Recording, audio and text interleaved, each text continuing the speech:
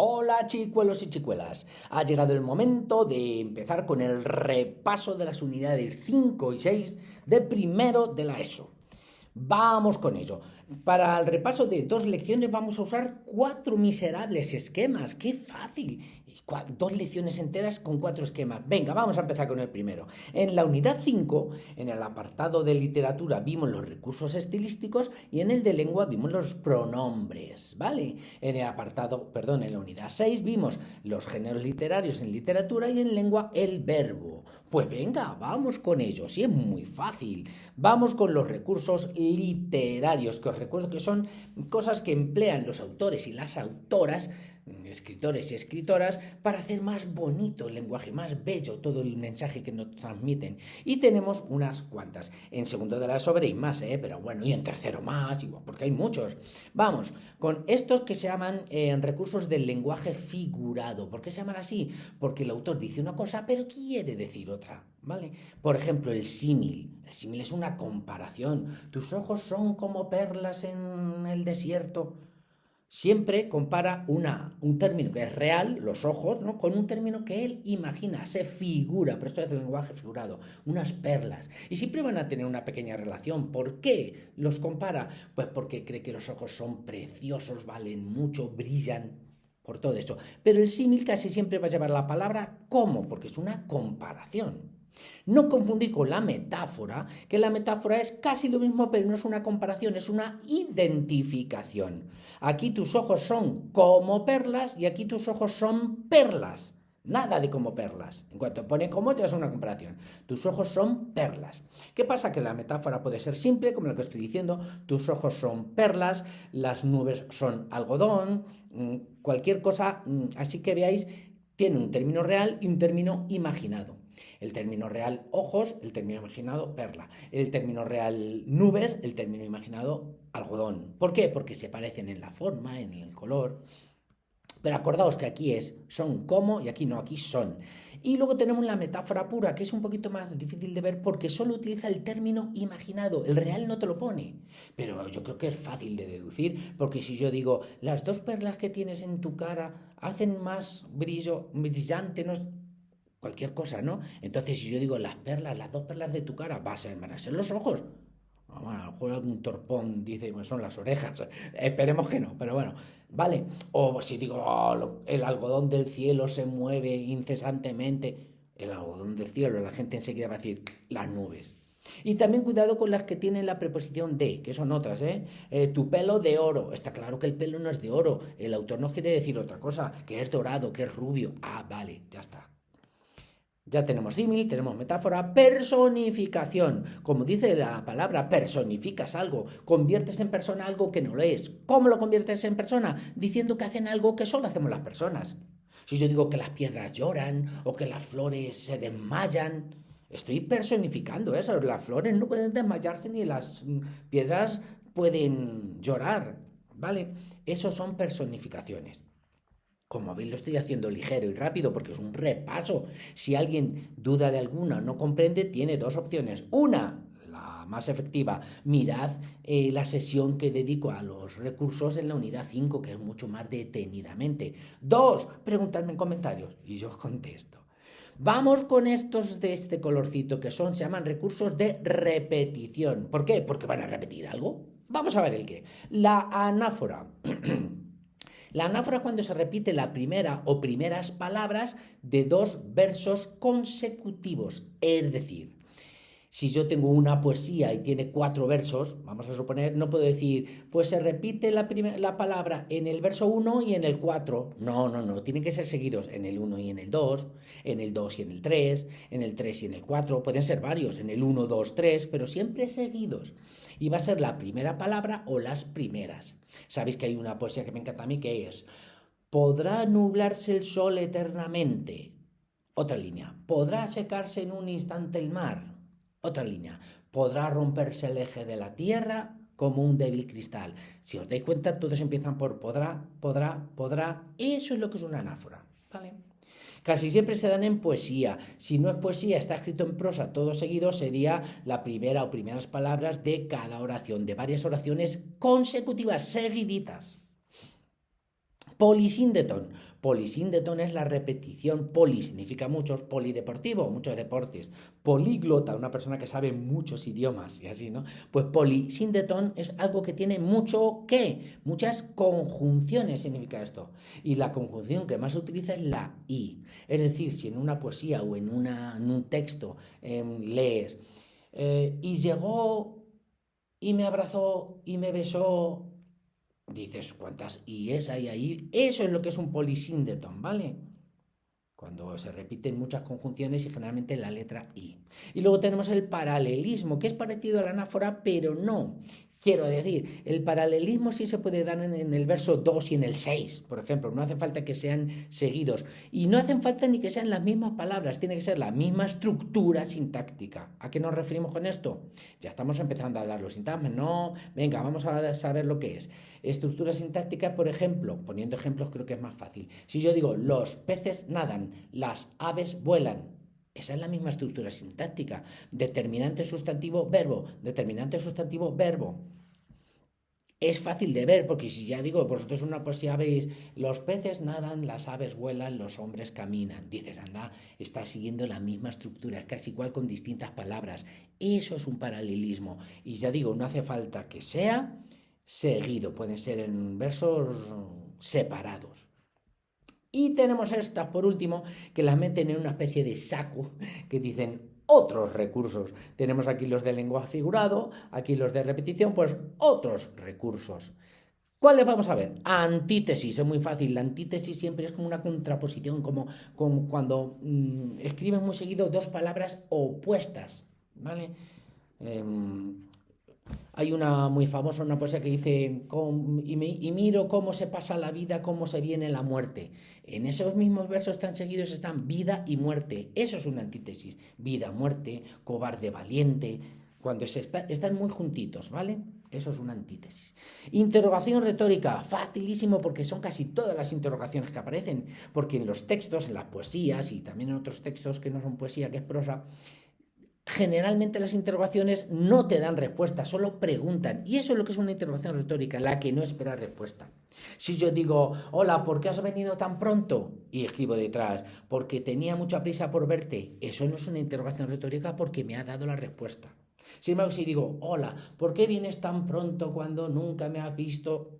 Y no responde nada, eso es una interrogación retórica. Que también es exclamación retórica, por cierto, pero bueno. Y el hiperbatón es cuando desordena una oración. Sabéis que el orden lógico es sujeto, verbo, complemento, sujeto y predicado. Vamos, mi padre llegó pronto a la fiesta. Pues si lo cambio, digo a la fiesta, pronto llegó mi padre. Eso es un hiperbatón, cuando hay una oración desordenada. ¿Vale? Y esos son los recursos literarios. ¡Hala! Ya hemos visto el primer esquema. Vamos con el apartado de lengua de esta lección. A ver, aquí tenemos determinantes y pronombres, pero en la unidad 5 realmente solo vienen los pronombres. ¿Qué pasa? Que hay que ver los que son personales, que son solo pronombres, no son determinantes, que lo hemos visto también en la lección 6 y lo vamos a repasar, los pronombres personales, yo, tú, él, nosotros, vosotros, ellos, que son muchos más, sí, pues os los tendréis que aprender de memoria, lo siento, hay veces que memorizar.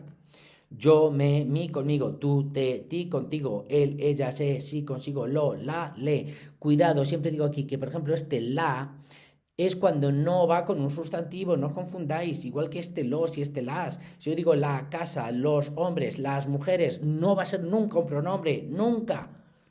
Cuando van con un sustantivo es un determinante, solo va a ser un pronombre cuando van con un verbo. Lo vi, los abracé, las aprobé. ¿Vale? Esos son pronombres. Y son solo pronombres personales. Sí. Y luego tenemos otro tipo de pronombres que nos venimos aquí porque son igualitos que los determinantes. Los hay demostrativos, los hay posesivos, los hay numerales y los hay cuantificadores o indefinidos. Pero acordaos que pronombre es cuando no va a poder llevar un sustantivo al lado, igual que aquí.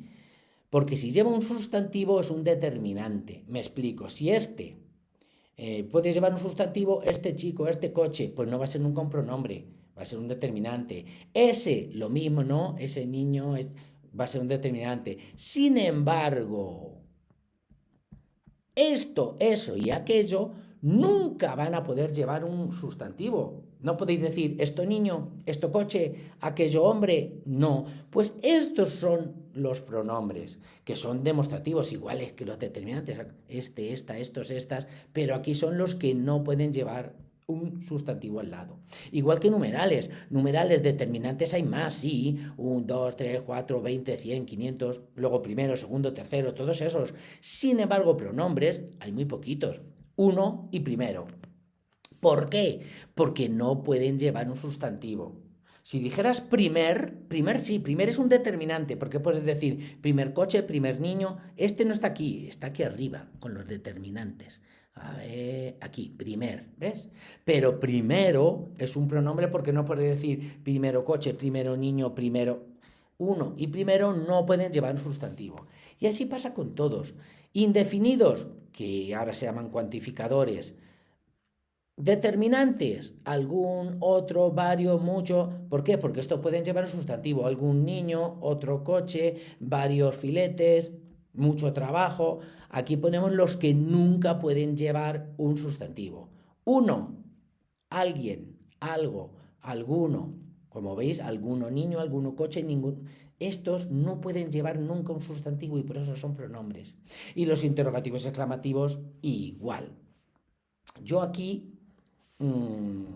quitaría algunos, porque si yo digo ¿qué coche prefieres? Aquí sí puedes llevar un sustantivo. ¿Cuánto dinero me das? También puedes llevar un sustantivo. Aquí yo pondría quién, por ejemplo, que quién nunca va a llevar un sustantivo, ¿vale? Y aquí, sin embargo, los determinantes les faltarían exclamativos, interrogativos, pero bueno.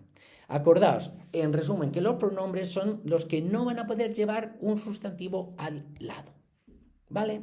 Otro acabado. Nos vamos con estos últimos que hemos visto en la unidad 6. Los géneros literarios, que es facilísimo porque solo hay 3 grandes géneros y son muy fáciles de diferenciar. El narrativo, si lo dice la palabra, narrar, contar historias, es cuando nos cuentan una historia que va a haber personajes, va a haber un lugar, va a haber una acción, va a haber un tiempo. Es un texto en el que el autor nos cuenta una historia, casi siempre en prosa, es decir, ocupando toda la línea. El lírico o poético ya me lo está diciendo, va a ser poesía. Entonces es un texto en el que el autor nos expresa sus sentimientos en la poesía.